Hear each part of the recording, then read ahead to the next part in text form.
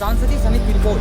मोदी सरकार की कोशिश योजना बेटी पढ़ाओ बेटी बचाओ। देश की गरीबी का मजाक उड़ाना नहीं है तो क्या है? बेटियों के हक का पैसा विज्ञापन में ढह गया, मेहनत करी दीदियों ने श्री मोदी सरकार ले गया। नमस्कार दोस्तों, आज हम दो ऐसी योजनाओं का पोस्टमार्टम करेंगे जिसका शोर आपके टीवी और मोबाइलों तक। एक तरफ है बेटी बचाओ और बेटी पढ़ाओ, दूसरी तरफ है दीदी लखपति योजना।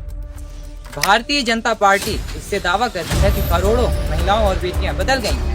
क्या यह बदलाव जमीन पर हुआ है या फिर आंकड़ों की बाजीगरी है? आज हम बात करेंगे उन पैसों पर जो जनता का था। बेटियों के हक का पैसा विज्ञापन में ढह गया, मेहनत करी दीदियों ने श्री मोदी सरकार ले गया। नमस्कार दोस्तों, आज हम दो ऐसी योजनाओं का पोस्टमार्टम करेंगे जिसका शोर आपके टीवी और मोबाइलों तक। एक तरफ है बेटी बचाओ और बेटी पढ़ाओ, दूसरी तरफ है दीदी लखपति योजना।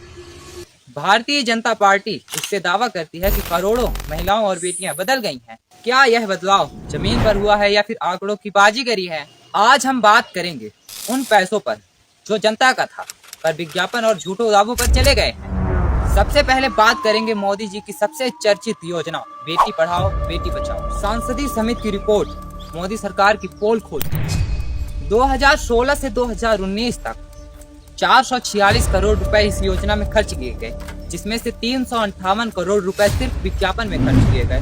मतलब कि 100 रुपया में 79 रुपया सिर्फ विज्ञापन में खर्च किए गए, जो कि मोदी सरकार की फोटो और प्रचारों में दिख रहा है। इससे हुआ क्या कि हरियाणा के कई जिलों में सीएलसी के अकॉर्डिंग वहाँ के अफसरों ने लग्जरी बैग और मग खरीदी, जबकि वहाँ के स्कूलों में लड़कियों के लिए शौचालय तक ही नहीं है। जब 100 रुपया में 21 रुपया लड़कियों की सुरक्षा के लिए उपयोग होंगे तो इतना घोटाला तो बनता ही है। वहाँ आती है दूसरी योजना दीदी लखपति योजना।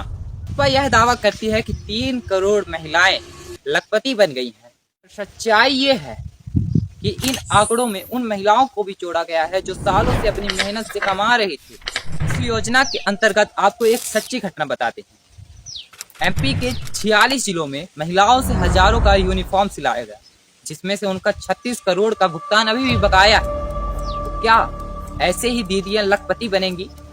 जो हजारों का यूनिफॉर्म, करोड़ों का यूनिफॉर्म सिल के उन्हें लखपति का सपना दिखाया गया, फिर भी अभी भी 36 करोड़ रुपए भुगतान नहीं किया गया है उनका। दूसरी घटना यह है कि जबलपुर की महिलाओं ने शिकायत किया 22,000 की मशीनें 2 लाख की फर्जी बिल पर थमा दी गई।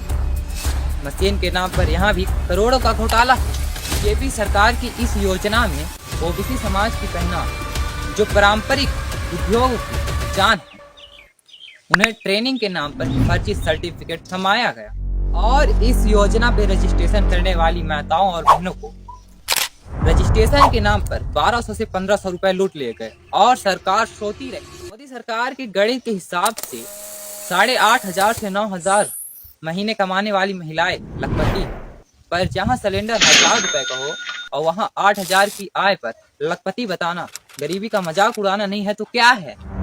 मेरा सवाल सीधा है कि 350 करोड़ रुपए विज्ञापन में डहाने के बजाय एमपी के उन महिलाओं का बकाया पैसा क्यों नहीं चुकाया गया? मेरा दूसरा सवाल, 22,000 की मशीन को 2 लाख बताने वाले भ्रष्ट अधिकारियों पर भाजपा ने अब तक कार्रवाई क्यों नहीं की? 8,500 से 9,000 कमाने वाली महिलाओं को लखपति बताना देश की गरीबी का मजाक उड़ाना नहीं है क्या? जो महिलाएं अपने खुद के मेहनत के दम पर लखपति बनी, तो इस योजना के आंकड़े में जोड़ना अन्याय नहीं है तो क्या है?